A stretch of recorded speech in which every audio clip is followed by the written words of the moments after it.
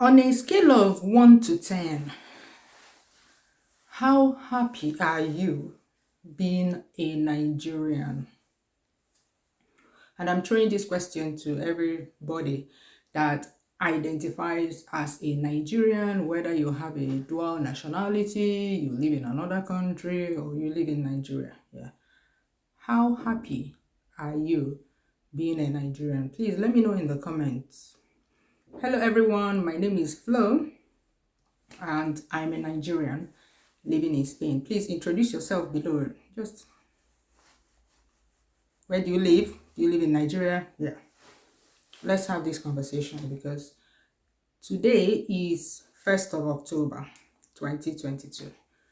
Every year on the 1st of October, Nigeria celebrates independence. You hear or read happy independence everywhere. We're saying happy independence, but are we really happy?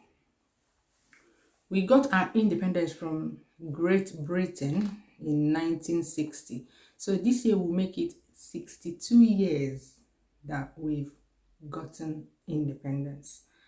And I am not happy being a Nigerian.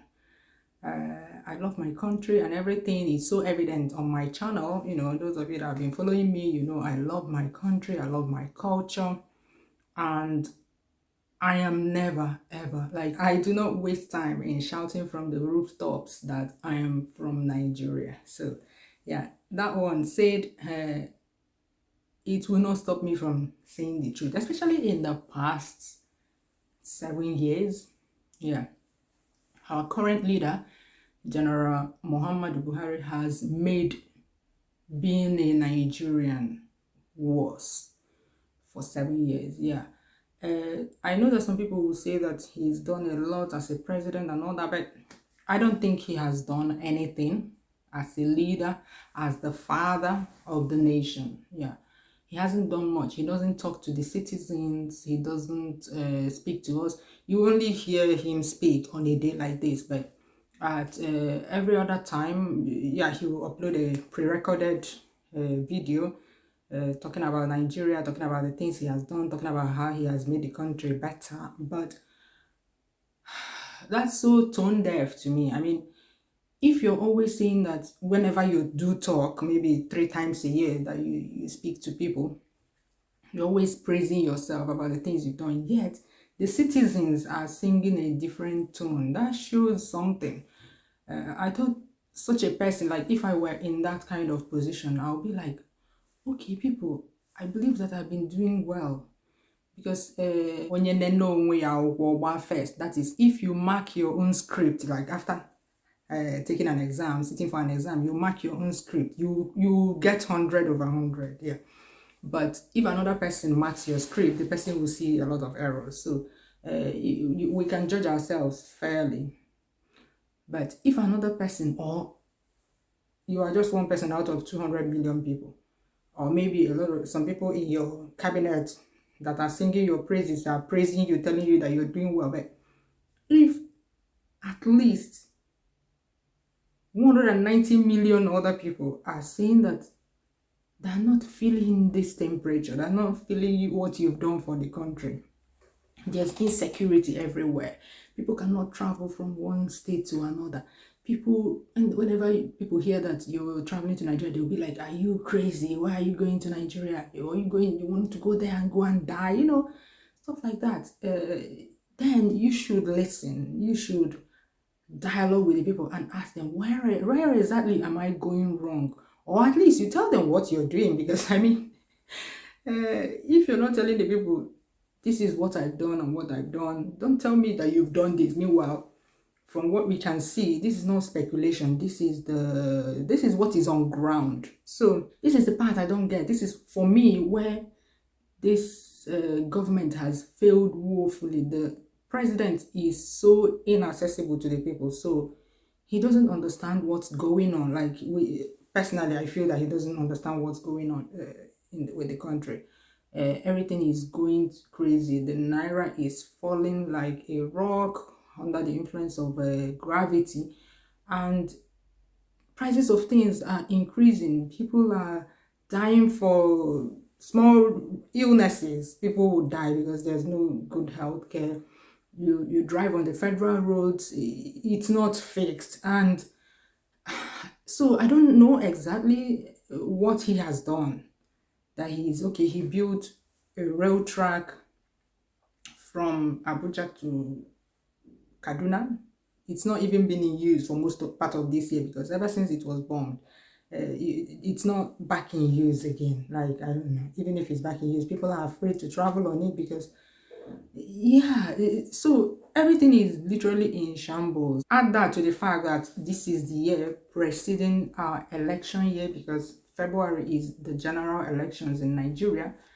And since this year, actually, things have become worse, and the president is not talking to us. Like, that aspect of not talking to us is what I really, really don't like about this government.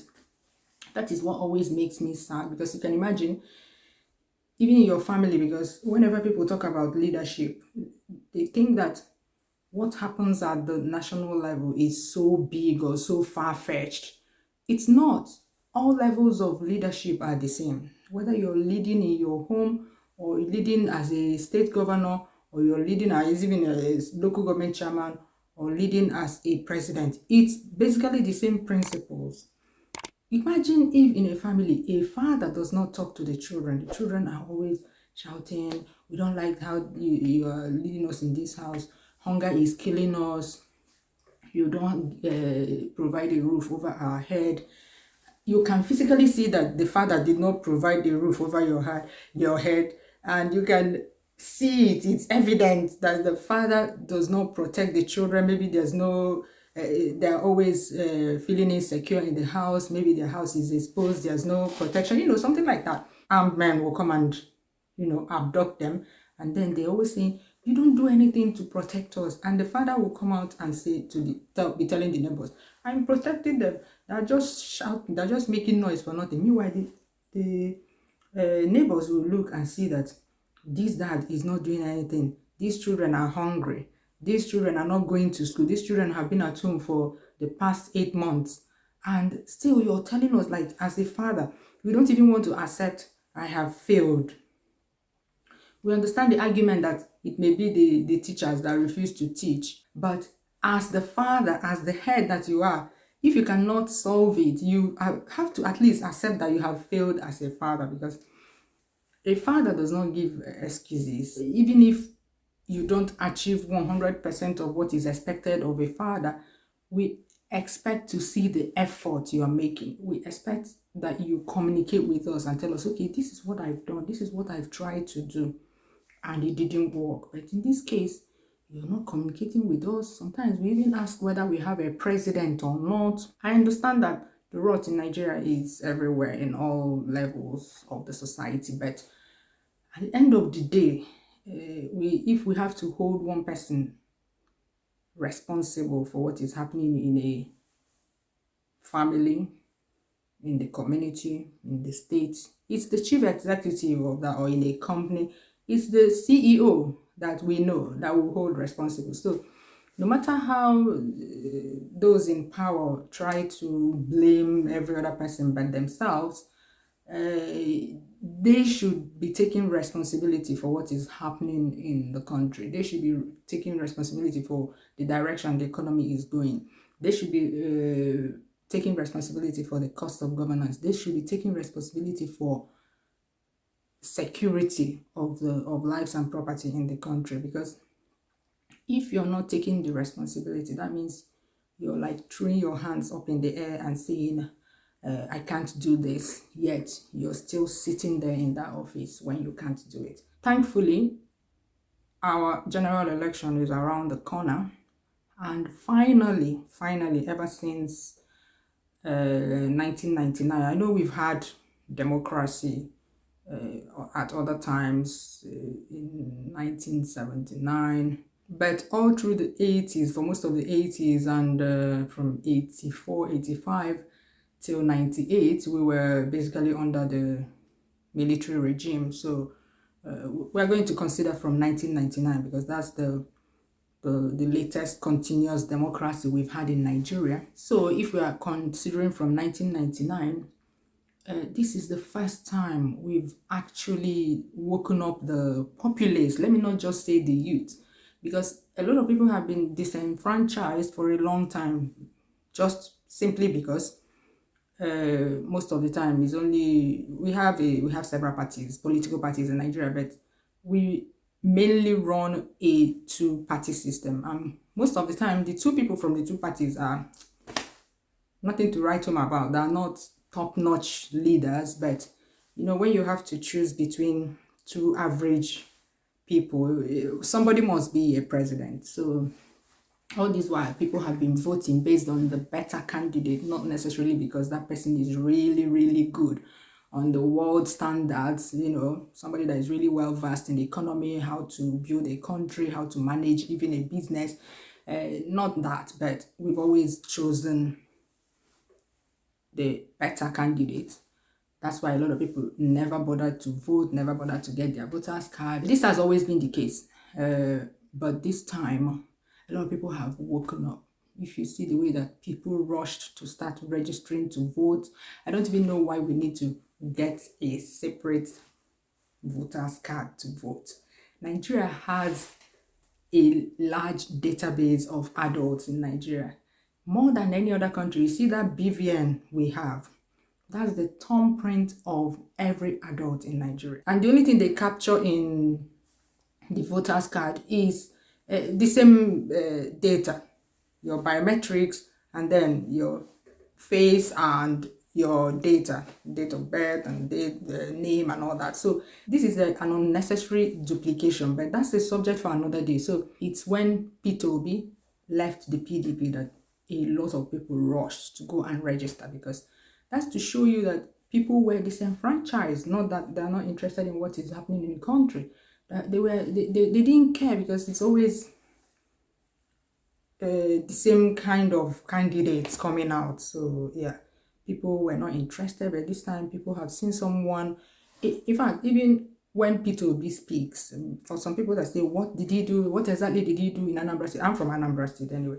What exactly did he do in Anambra State when he was governor? He was not a flamboyant governor that made a lot of noise, that always wanted everybody to hear what he was doing. Even though they were keeping tab, because he was always holding town hall meetings, he was always addressing people, telling us what he was doing in the state. So anybody that wanted to know would know. But I understand why a lot of Nigerians are genuinely asking. But up till now, some people are still asking, what did he do? Even though the data is now out there for them. So you understand that anybody that is still asking now, I don't know what they're asking for again. I'm just asking to shake people up, not because they need answers. So for the first time, we have a candidate that understands what is going on. Now, the question is it not the same thing that they always tell us? No, it's not the same thing that they always tell us. If you listen to politics, if you have listened to campaigns, you know that, for instance, somebody like Buhari, what did he tell us? Change. I will change Nigeria from top to bottom. That was the only thing that he was saying. In fact, initially, it was his vice that was doing campaign for him. So when he later came back from the health tourist that he is, he started talking change. So when people say now, is it not all the same? They cannot all be the same. You cannot put Peter Obi, if you're telling yourself the truth, you cannot put him at the same level as the other candidates, because he understands, he's the one that grants the most interviews. At least you know and he has been very consistent about everything he has been saying. In fact, I pity the man now, because he's now repeating himself. People, whenever he attends it, people will still ask him the same questions.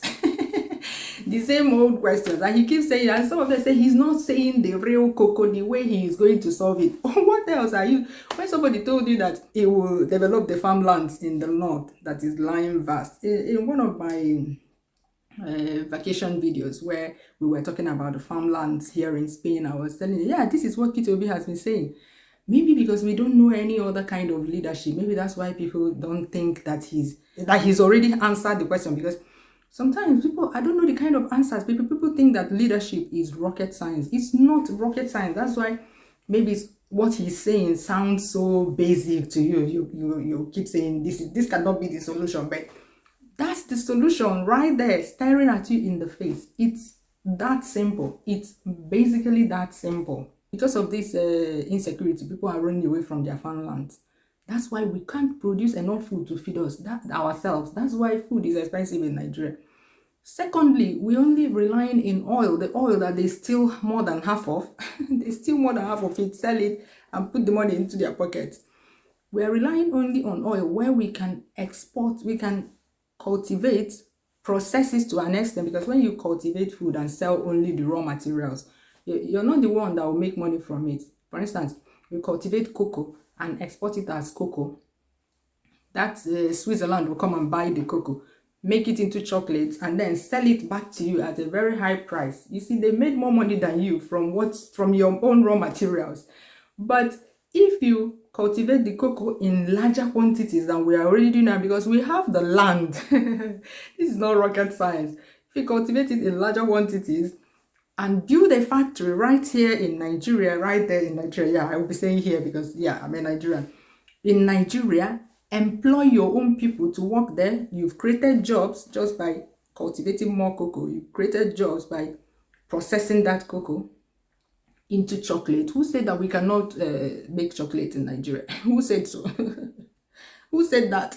We can, just that we don't want to, because we are currently a consumption economy. If you become a production economy, you cultivate the cocoa, the farmers will be giving grants, they will be giving machinery to help them to cultivate more, not using hoe and shovel to dig every year. They will be tired now. So you use tractors and mechanized farming, and you produce larger. In fact, here, this country I live in is kind of a desert country, let me tell you. But they simulated the climate using greenhouses to cultivate food in large quantities. Meanwhile, in Nigeria, we don't even need to simulate anything. We have it already. In fact, in some parts of Nigeria, like the coastal areas, you can cultivate corn twice a year. With irrigation, you can cultivate corn twice a year, even in the north, that doesn't have like as much rainfall. You can simulate all that. It's about money. And they keep asking, where will you get the money from? A lot of money that individuals are putting in their pockets today. If we plug those loopholes where they used to steal the money, you'll see that Nigeria has money. We don't need to borrow money. But the ones we have, they steal it, put in their pocket, and then go and borrow money. Like, it's not rocket science, my people. So when they build this factory and they produce chocolate, they export the chocolate to the people that are coming to buy your cocoa. And you make more dollars, because the more you export, the more you make that converted foreign currency. The more your own currency strengthens, the more you have respect from other people in the world, the stronger your passport becomes. In this country I live in, with their passport, they can travel to 190 countries without going to any visa office. Yeah. Even the ones that require them to have visa, they give them visa on arrival, because that's based on the respect they have for that country. But because your country, they don't have respect for us. When you go to an embassy to get a visa, have you seen people's comments online? Because you know it's Japa season. Have you seen people's comments online where they're saying, oh, I'm scared, I submitted my visa. Like, your heart will be beating because you submitted it. So the country also kills your self-esteem. You provide everything, provide proof of funds, provide all the proof that you have a good job, but just because you have that green passport, you'll be refused for no reason. And they don't owe you any explanation. Look at all the insults, like in the world community, look at all the insults. Recently, a lot of airlines threatened to cancel their services to Nigeria. Why? Because when the people buy their tickets in Nigeria, they cannot even take their money out, because there are no dollars in our country. This is the same reason I live in Spain. Iberia used to have a direct flight from here to Nigeria. But shortly after Buhari came into power, that time they froze everything. Like even if you traveled outside Nigeria, you couldn't use your card to buy things outside Nigeria when people were stranded here. That was when Iberia, the Spanish airlines, stopped going to Nigeria. And now we no longer have a direct flight to Nigeria from here. So these are the issues. That has happened before. This is not the first time it's happening. These are the issues, and it's getting worse every single day. This time around, vote for Peter Obi. Peter Obi can fix our country and make us happy again. I don't know what you put as your rating for your happiness being a Nigerian, but trust me, Peter Obi will increase that point a notch, at least start us in the right direction. He has the antecedents, he understands the problem of Nigeria, and he can do it. Trust me, that guy he's not speaking the way he acts. He's trying to be modest about how he will act. But just give him the opportunity, I'm telling you. Give him the opportunity, and he's going to take this country to levels you will not understand. It's not going to be magic, but at least it is going to be a journey in the right direction. Yeah, you can call this a campaign for Peter Obi, call it anything. We don't need to, remember, we know they give shish. We don't need anybody to cajole you to vote for something, right? Because when Nigeria starts working, all of us will start enjoying. There's somebody I follow online. The person is tired of traveling to Maldives. Okay, this person has the money to travel outside Nigeria, but because of visa issues, the person cannot travel. How many times will you go to one country, Seychelles, that allows you visa free? How many times will you go there? Would you be bored? Is it not in developed countries that people take gap years?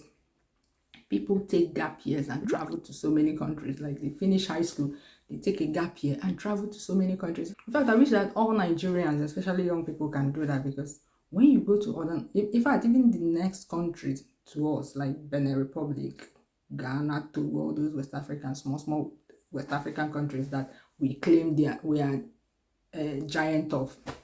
If you go there, you see how the country works, and you see that all these things are possible, because we only know one life. Not all of us though, because people like me, I'm old enough to know when Nigeria was very good. So I understand that all the things that Peter Obi is saying that he will do is not rocket science. So I'm old enough to know that, not to talk of much older people that actually existed when Nigeria was good.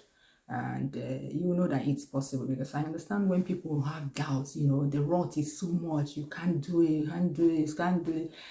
What if he wins? The House of Assembly will not, And this is a president that will have shame. One reason, or three reasons, should I say, there are so many reasons, but the main reason why you should vote for Peter Obi is that he's someone that has shame. A lot of people do not have shame. Look at some parties, how they're sharing money, how they're transferring money. People suddenly find millions of naira in their account just like that. Like, the animals are eating money and all that. Peter Obi is somebody that has shame. He will be ashamed that he did not perform. He will feel the shame, but a lot of people don't have shame. They're shameless, so they will not feel the shame. Okay. Peter Obi is somebody that understands economy. The number one issue we have in Nigeria is the economy. We need someone that will build the economy. We need someone that will be giving us reports, talking to us. You see how he talks. He wears his heart on his sleeves. At least now you can say this is how Peter Obi would, like, the opinion Peter Obi will have about this. You can confidently say that, even if you may have never met him, you can say this is how he thinks. But where is Tinubu? We don't know where he is. Absentee, like, he's not even elected yet, and we don't know where he is. People are speculating that he's in the hospital, but I would have thought that somebody that is vying to be a president of a country should consider us human enough to come and explain to us where he is. I mean, even if they lie to us, but the effort, we can give them A for effort, but we don't know where he is. Are they ashamed to tell us where he is or not? Like, I don't know, you're signing the peace accord, you're not there. This is like the first step towards telling people that the primaries was for their party.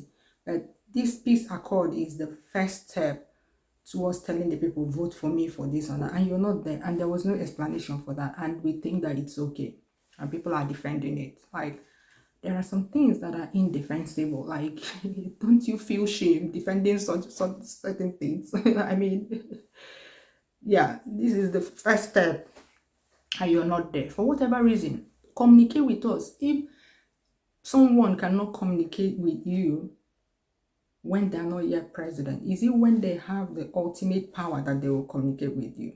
Okay, Obedience have been planning a march today in Lagos. First of all, people went to court to stop them. Can you believe that? If you're from another country, can you believe that people want to carry out a peaceful march in a state and a group of people went to court to stop them? This one is not even agitation. This one is, we are marching in support of a certain candidate and some people want to stop it. Have you seen the photos of the police? Like, you would think that we are going to war. Meanwhile, there's been a lot of insecurity in Nigeria for a long time, and we haven't seen this kind of armed men on the streets fighting them, trying to fight them. But people announce peaceful march. It's not even a protest. We are just marching in support of a candidate that we believe is good, that will lead us to a better place in Nigeria. And they sent armed men. Fine, let them send armed men. At least let them be out there, and hopefully they are there to protect them, not to fight them. Yeah, hopefully. That's all I came to talk about today, because you can see my mood. I'm not laughing today. I'm not making jokes, because honestly, every single Nigerian Independence Day puts me in a very sober mood. Like, I don't like it, and I find I always need to set up my camera and let it all out, so that I don't fall into depression, because this is a country I love so much. It depresses me that we are so blessed yet so cursed. Bye.